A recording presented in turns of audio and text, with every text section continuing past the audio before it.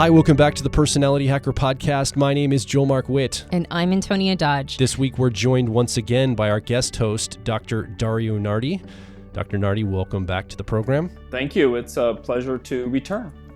So we ended up turning this podcast into two different podcasts because we were getting so much juicy content. So if you remember from last week, we were going through a list of ways you can know, or markers of ways you can know whether or not you have done, at least for the moment, a sufficient amount of development on a cognitive function to determine whether or not it's time to move to maybe the next developmental project or the next place in type development. So let's just jump right into that conversation. So Dario, you said you wrote 7 and 8 down, number 7 and 8 on your list. Were you kidding, or do you actually have two more you came up with? No, I do.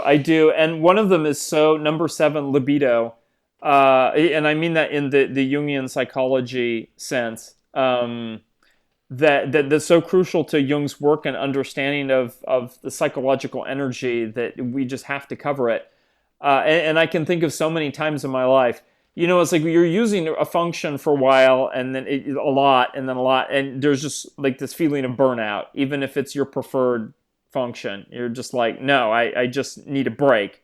And I get that. So like a great way, for example, if I need to be more creative, a great way for me to do that is to actually go do something physical and just get myself out of my head. And especially if I'm really giving myself permission, just go for a week and do surfing and yoga and bicycling and all of these things. And then I come back and I feel very refreshed, and it's like the energy balance, the libido, has been reestablished. And so Jung meant this in the psychological sense, not just sexual. And I do think it's a crucial thing that we need to create spaces in our lives, especially for our third and fourth functions, which are relief and aspirational in nature, which are not necessarily doing them is not necessarily going to make our life better quantitatively, but is going to recharge us. And is going to make life a lot more enjoyable, and to really just give ourselves permission to do that, and in a way that's it's not work, or tied by work. I mean, not tied to the expectations of the dominant function. An example would be for INFP. INFPs generally are not, we don't have to worry that they're going to turn something into, every new thing they encounter into a creative project or to work. I mean, that's what happens with NTs. But INFP, they might say, I'll do some extroverted thinking as long as it's in service of my values and what do I want to see have happen. So I'm going to do they'll say I'm going to get a degree in psychology because I really value helping people.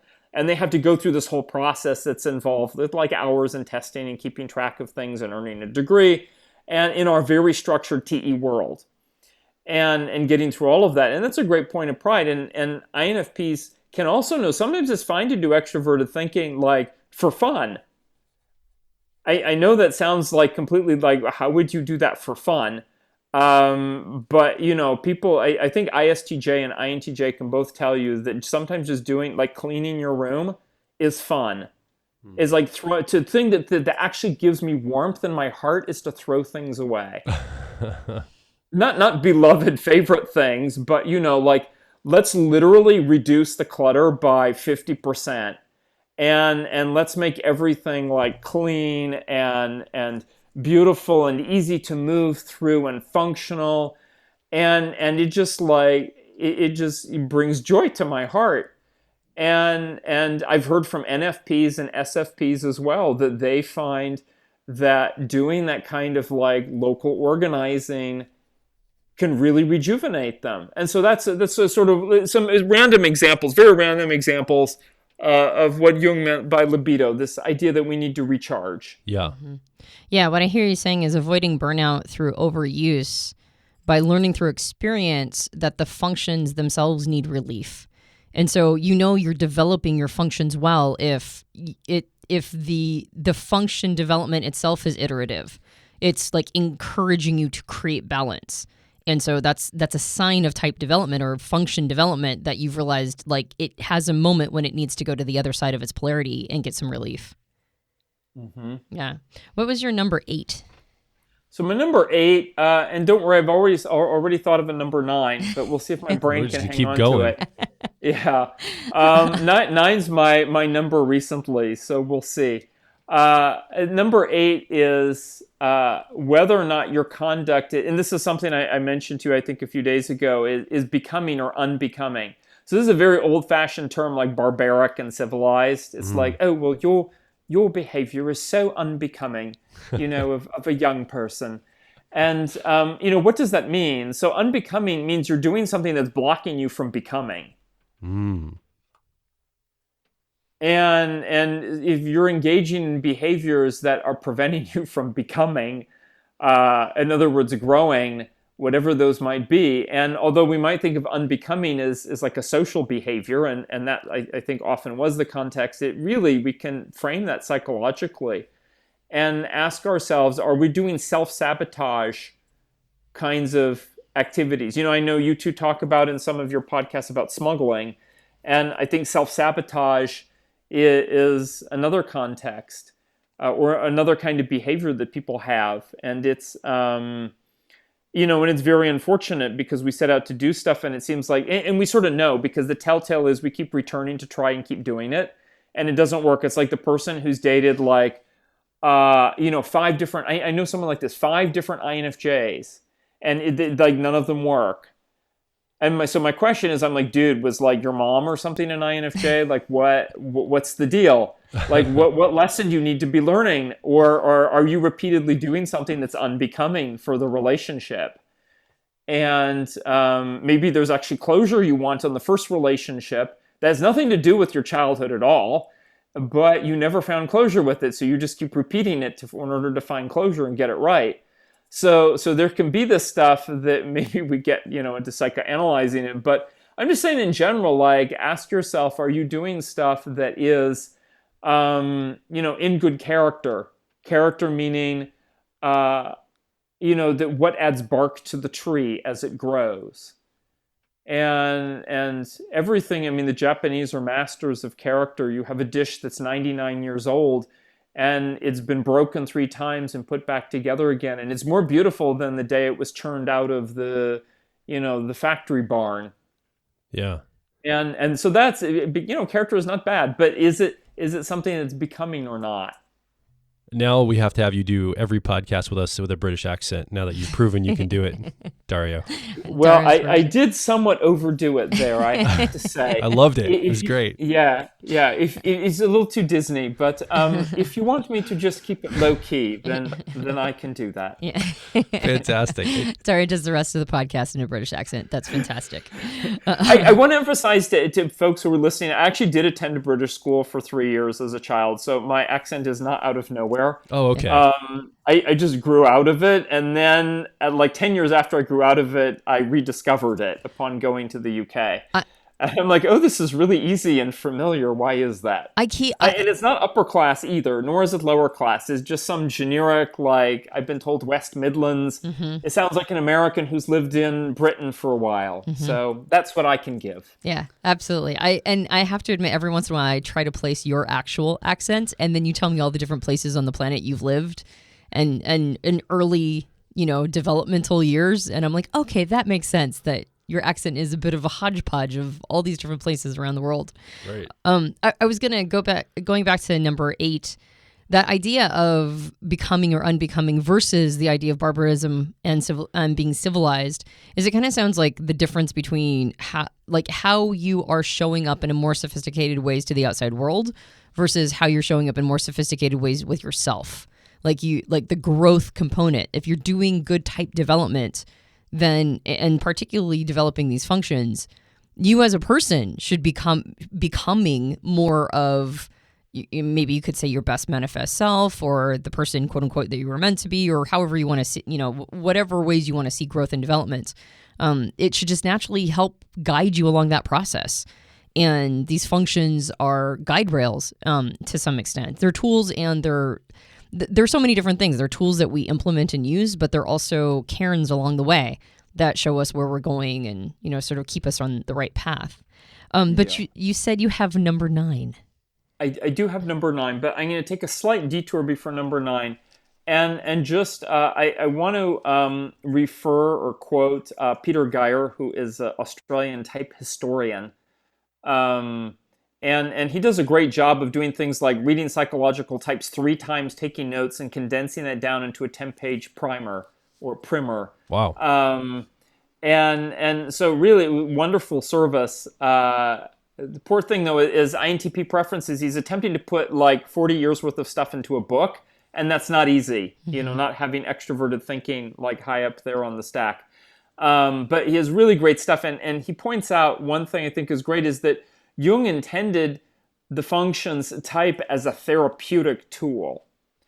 That he actually was quite dismissive of people engaging in just typing others for the sake of a parlor game.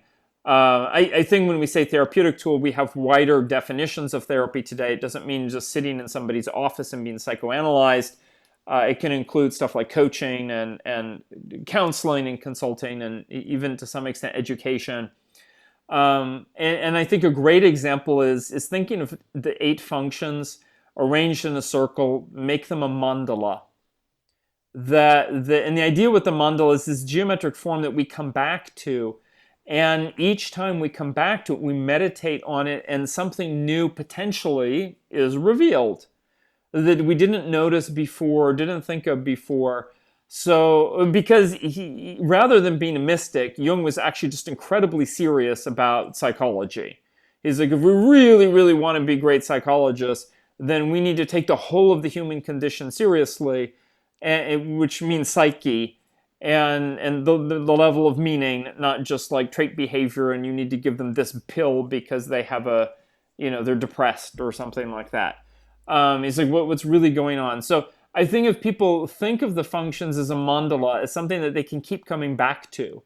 And I thought by the time I get to this is when I was 36, and I published 8 Keys to Self-Leadership, which has all of these activities in it for developing the functions. And I thought at this point, I don't know if I have anything more to say about type. Happily, I was very wrong. But in a sense, I felt like I had maxed out my dominant function. I knew that, I wasn't using extroverted thinking in the way, say, an ENTJ could, but I didn't expect that of myself either. I had some awareness I could be using FI more.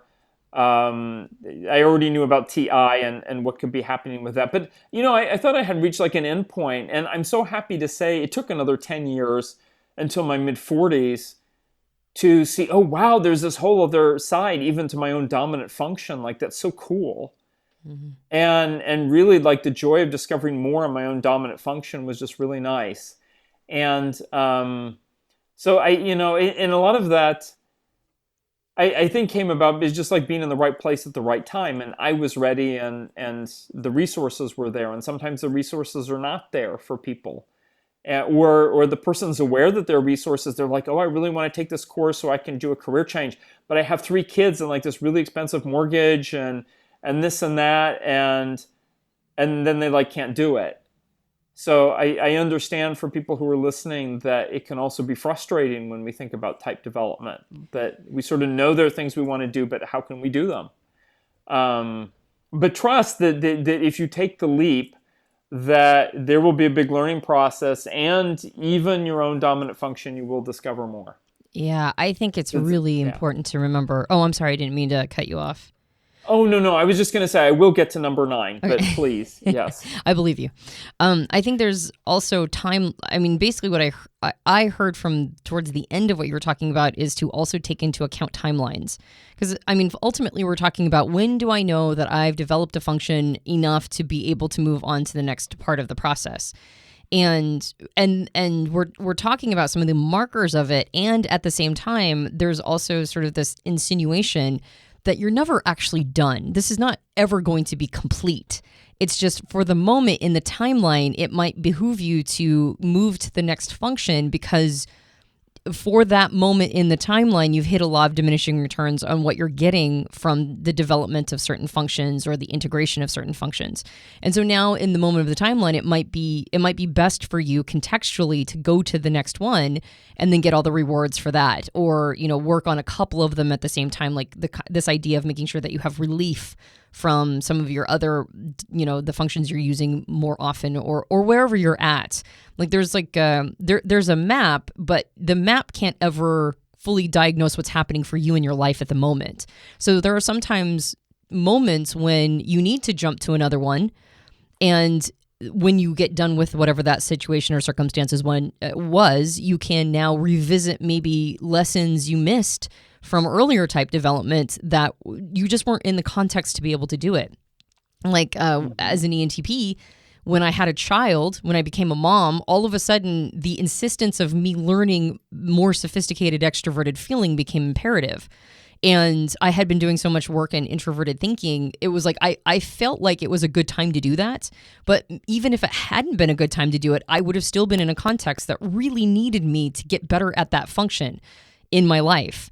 And so as my daughter has gotten older and I have a little bit of relief from the constant moment to moment, like basically the needs that a baby and a toddler and a little kid represent, as I'm getting more relief from that, I'm kind of going back to my introverted thinking, going, well, what were some of the things I missed in my first go around? And then I have a little bit more space also to look at things in terms of extroverted thinking, which is what I'm focused on right now. And so, and when I look at extroverted thinking, that also gives me opportunities to reevaluate money, quote unquote, money I left on the table with introverted thinking. So I mean, maybe I'm thinking about it this way because I do use introverted thinking, but in some ways it is sequential on a timeline. And sometimes it's a little random access too. Sometimes moments in the timeline force you to go back and revisit something. And sometimes moments in the timeline force you to, do something that might, according to the map, be further down the line. But what's nice about life is it gives us an opportunity to do this a little random access. And it's really about checking in with where you're at to determine what is it okay for me to do this right now, or am I better served by maybe staying where I'm at and putting more focus on functions that I have been paying attention to up until this point. And I think that that's one of the reasons why it's hard to give like a full prescription on this. This is the order in which you do them. This is how it has to be. It's hard to do that because we're talking about us as people and all the complex systems of our lives. And so a little bit of it has to be discretionary. But if you're looking for markers to determine whether or not you are okay to move on, that's what this list is. The list is like, these are some of the markers of like, yeah, you probably have spent sufficient time here. It might be good to visit something else. But remember, you're always going to want to come back and revisit because like you mentioned as a mandala, you're going to get something new every time. Mm-hmm. And I believe that it can be, unless the person is a hermit in the mountain, it can be really useful to be attending to where other people are in their development, because there can be easily relationships where a person is asking you, they're enrolling you to use certain functions. And in transactional analysis, this might be considered like parent-parent interactions, for example. Like, let's you and I criticize them together. And the enrollment, the sort of like without checking, it can actually be really unhelpful and lead to codependency. So, of course, in the case of a child, I mean, that's sort of like, the child is supposed to be dependent on the parent. Like, that's how it works in those years. And that's one thing. But if it's an adult relationship, or you're an adult child of an older parent or a colleague at work or whatever it is, and that person is trying to enroll you in supporting one of their functions so that they can avoid growing, then that is a big warning sign. So I would say it is a value in your closer relationships to look at where are the holes, where is the one-sidedness, where does the person need to learn, those people around you, and then ask yourself, like, can I step into those roles? Or if the person is trying to enroll me in something in order for them to avoid those roles, like, can I do this in a more civilized way? In other words, with more awareness and conscious choice, or not? And that occurs not just in interpersonal relationships, but at a whole society level too. I know this is something we've talked about casually, that society really pushes these sort of like the modal types, the cultural modal types, ESTJ and ESFJ, and is pushing these sort of all the time. And if you don't want to get on board, then something is wrong with you, or you need to be silenced, or whatever it is. So I really think it's very helpful to engage in like a profiling of others in terms of their development, which I'm suspecting, Personality Hacker can help train people with that. I've heard. You've heard one on the street. That's something we do. Yeah, I've heard on the street. Yeah. The other little aside is I call the 80-20 rule, and I know it's very popular as an engineering thing, especially with NTJs, is that, the first 20% of what you put in does 80% of what you need to get out of it. And then afterwards, there tends to be diminishing returns. You can put in 4 times more effort just to squeeze out getting extra, closing the gap of that last 20%. And so many systems adhere to that.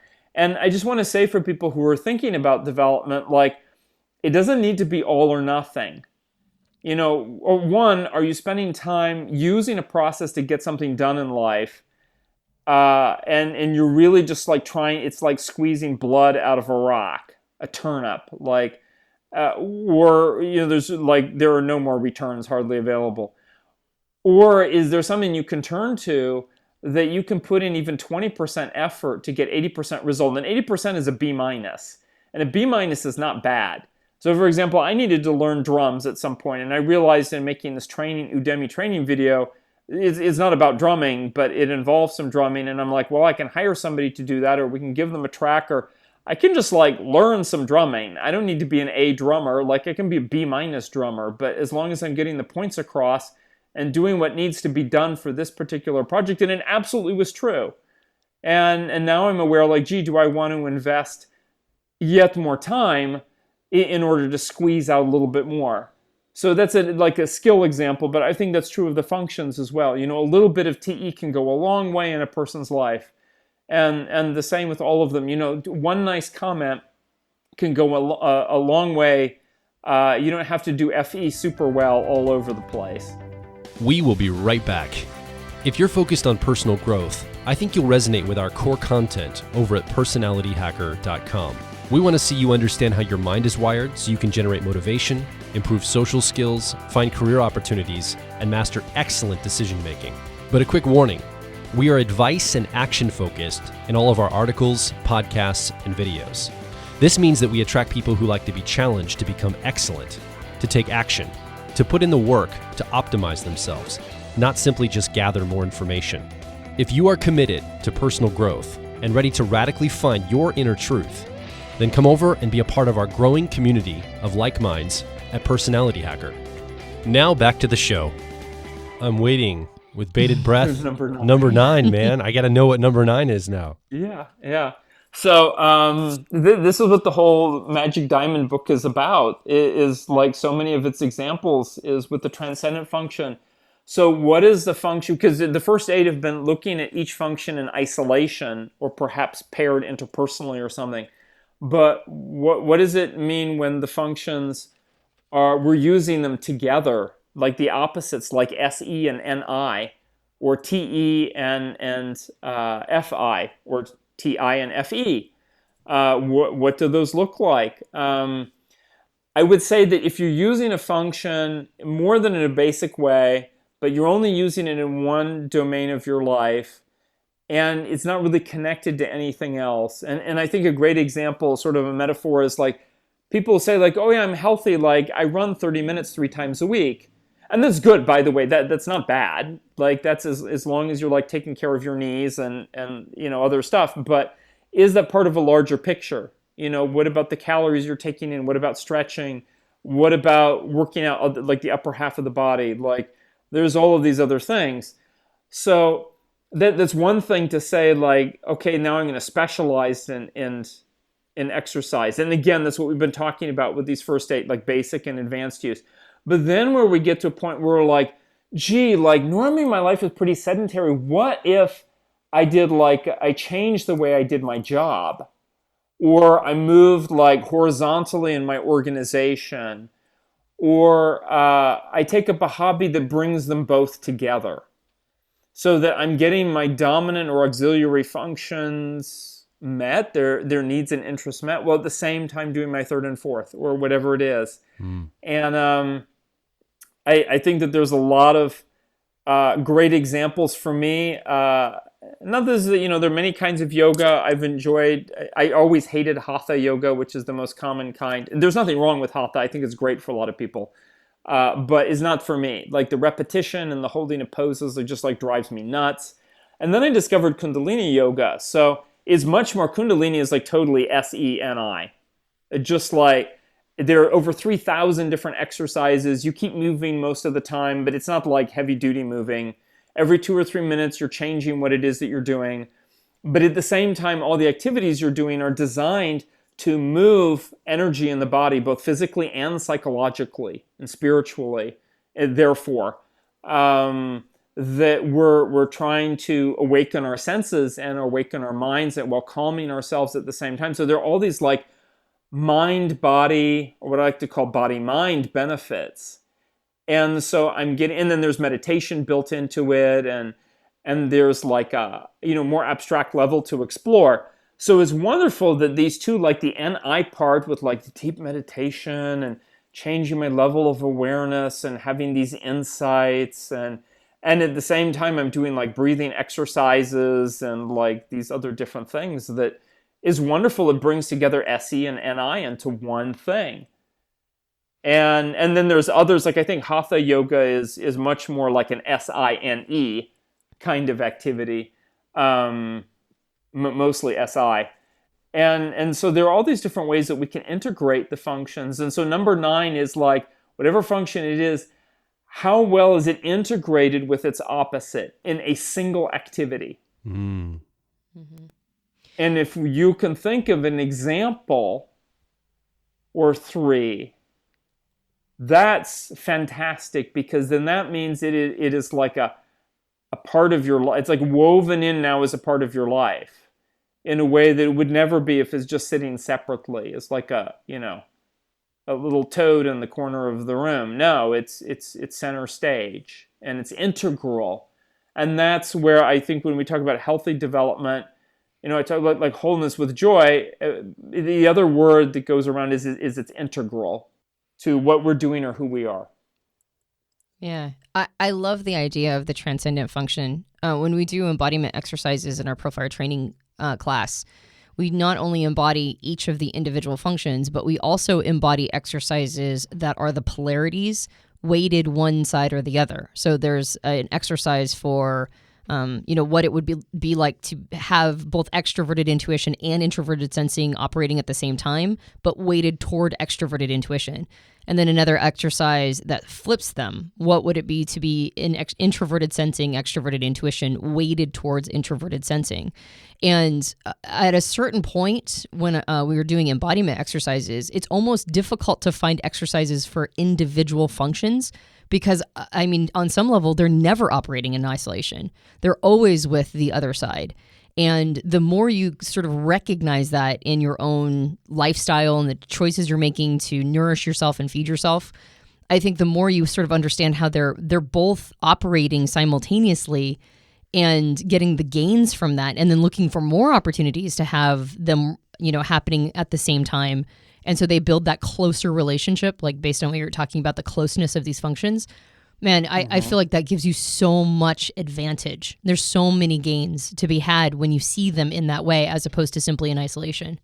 Yeah, and I specifically mention opposites because I see that the adjacent ones, they're sort of the loop pairings. Like, for example, my mom really enjoys dancing, like social dancing. I don't remember the West Coast swing and hustle and this and that. It's a very FESE activity. Like you use both together. What I think can happen though is those kinds of activities, although they feel good and are rewarding, and the same could be like NITI or NIFI. They feel good. They're rewarding, like personally. They don't necessarily push us to grow. And Yeah. yeah, and so I say specifically the opposites is a different story, and that's an example where I think a different version of type socionics has this quadra model, which can be, depending on the way it's presented, very helpful because it creates almost recipes for what does it look like when you're working with your opposite, and that's what the Magic Diamond does as well. It just presents a whole bunch of examples and recipes for what does it look like to do SINE. Mm-hmm. Yeah. And maybe your personal difference, you're going to have to find the version that works for you. But here are like literally 10 examples.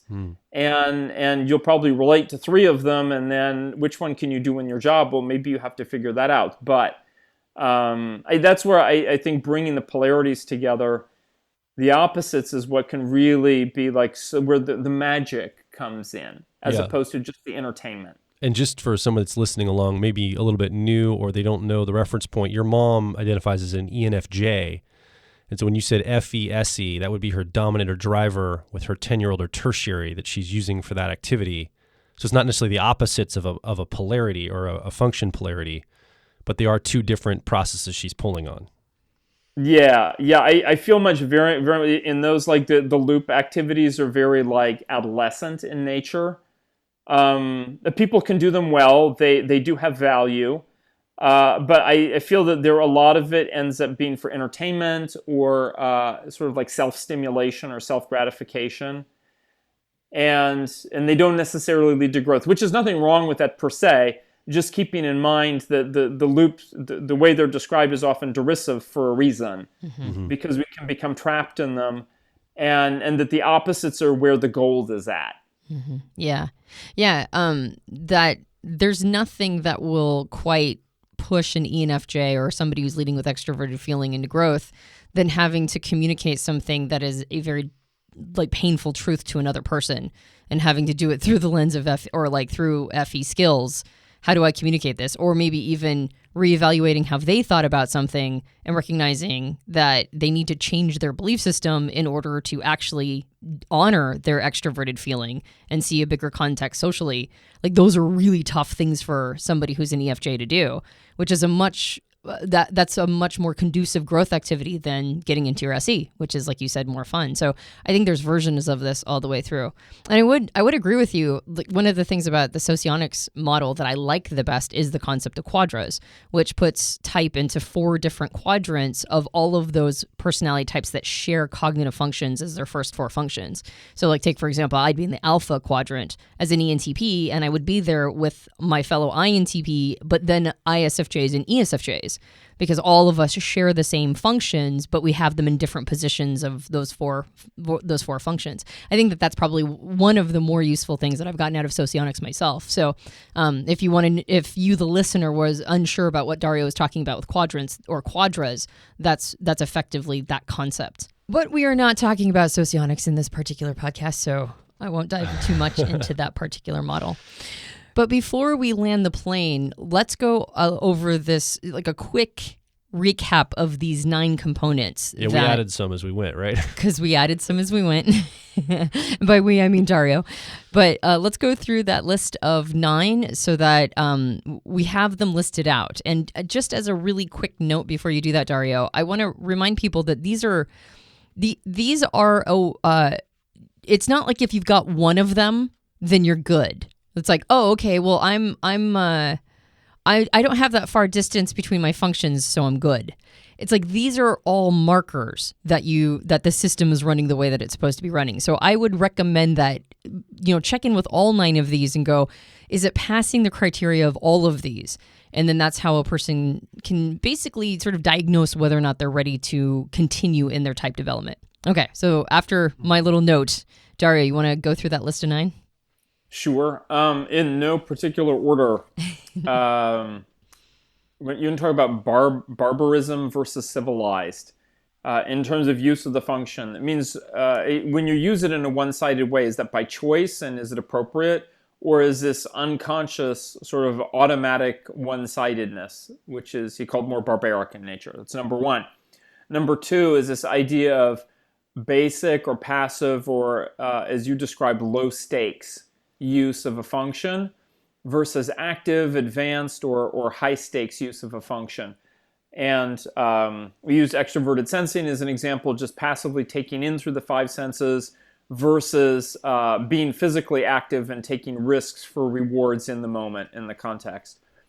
Number 3 is the function's use leading to a visible product, like visible to others. And that doesn't mean like it's necessarily a physical product, but it's something that is produced by the use of the function that others can see. And that could be, for introverts, it's like a creative project, and that's fine. Like, it doesn't have to be like this super extroverted kind of thing. Number 4, when using it, are you getting results that are consistent?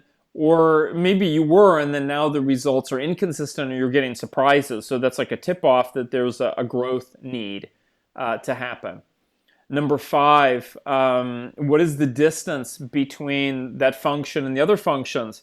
Like, if the function, you're using it in a sort of simplistic, idealized way, and you're trying to pair it with something else is more sophisticated, the distance between here and there is so big that we just don't know how to do it.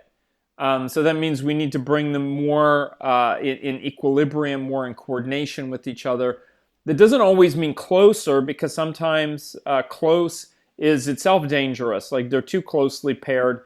And that's this idea of loops, for example, is a popular one in the type community with first and third function or whatnot. They're actually too closely together. Number 6, there are these facets of each function. We might call them subtypes or flavors. And in the Magic Diamond, I sort of break those down from some neuroscience evidence, as well as other people who've contributed. They say, like, hey, just because you've been using a function one way, say in an analytic way, which might even be your dominant function, there's another ways to use it. The two sides of the same coin. Maybe there's a holistic way you can be using your function. Bring balance. And that is adjustable, flexible, based upon your job roles, your context. Social expectations may have driven you in a certain direction. Is to have awareness. And number 7 was about libido. That doesn't necessarily mean sexual libido, although that is a subset of it. It's just saying, what is your energy balance? And that sometimes we just need to let go of using certain functions for a while so that we can go recharge. And maybe you just need a break, a vacation from a function, and come back, and then you can rediscover or use it with new vitality. Number 8 is this idea of whatever it is that you're doing behaviorally in your life, is that becoming or unbecoming? And then unbecoming, we might think of that in a purely social sense. We said with the British accent, your behavior is just unbecoming for students or whatever it is. And what we're really saying, though, unbecoming, the word means you prevent yourself from becoming. And if you want to grow, so maybe the phrase could be ungrowing. And so just being mindful of that. And last but not least was, are we using the function with other functions, not just any other functions, but with its opposite, in a way that's integrated so that we're using them together simultaneously. Again, the Magic Diamond gives lots of examples of those, but ultimately we usually need to find our own way, specifically of how we're going to bring together, say, TI and FE, or SI and NE or whatnot. And Personality Hacker 2 does activities that help people see the opposites in use together. And that really can be quite powerful. And if you're not doing that yet, then that really means that there's a lot of room to grow for both of the functions that could be paired. One of the things we love about you, Dr. Nardi, is that you approach typology, personality types through the lens of development and growth. And we really appreciate partnering with you, having you as a guest host here on the show, because you bring a similar framework to what we do here at Personality Hacker. And I'm just very grateful for that. We're very grateful for that. So I think that the person listening right now should go get your book, The Magic Diamond. They can find it online, retailers like Amazon. And when this person gets this book, so you listening, after you get the book, Dario, maybe talk a little bit about how to approach this. Is this just read through straight through? It's a pretty big book. Should you cherry pick the chapters based on your type? Like how should you go through this? It is the biggest book I've ever written, and I chalk that up to coronavirus, giving me months to write. I also chalk it up to my own auxiliary function and the capacity for extroverted thinking to just like, well, I won't use any 4-letter words, but to really template stuff. Sure. And, just to crank it out. So what the point is that, there's an introductory chapter that sort of touches on some essential things that people need to know about. I feel like when the basic philosophy of the whole book is, if we're going to talk about personality, we need to talk about development. And then chapter 1 is going to give you like that basic stuff to, get started. And then you can look at the 1 or 2 packets, because essentially how the book is, most of it is arranged is this body of packets, like work packets, that are for self-coaching for your types. You can go through and there are questions and there are example answers and there are case studies and diagrams and prose text and quotes from Jung. There's over 30 pages of quotes from Jung, not all in the same place. That really is, designed so you don't have to go through the entire book. You can read chapter 1 and then read 2 more chapters, like say 4 and 7 or whatever it is, and get what you need to.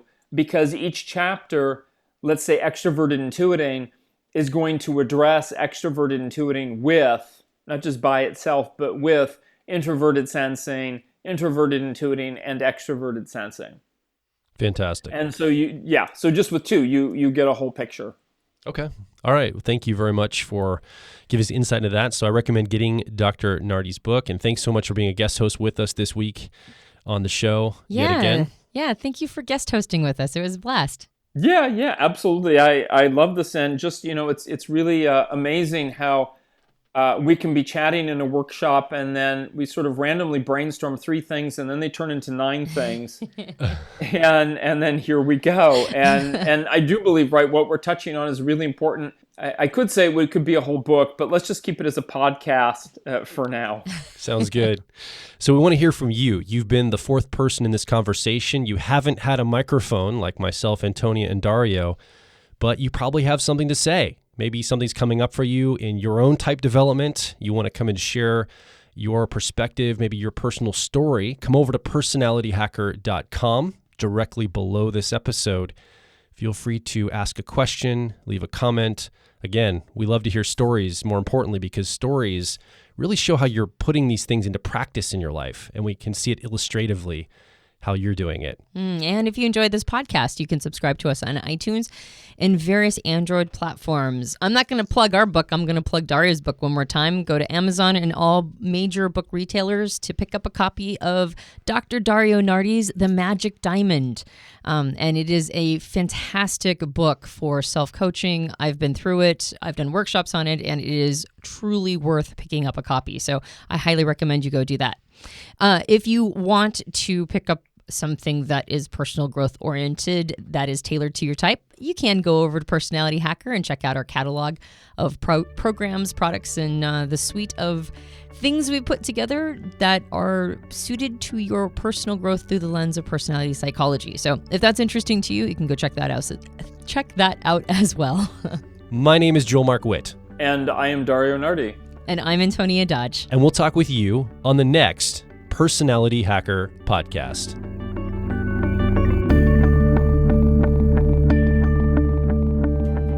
If you're focused on personal growth, I think you'll resonate with our core content over at personalityhacker.com. We want to see you understand how your mind is wired so you can generate motivation, improve social skills, find career opportunities, and master excellent decision making. But a quick warning, we are advice and action focused in all of our articles, podcasts, and videos.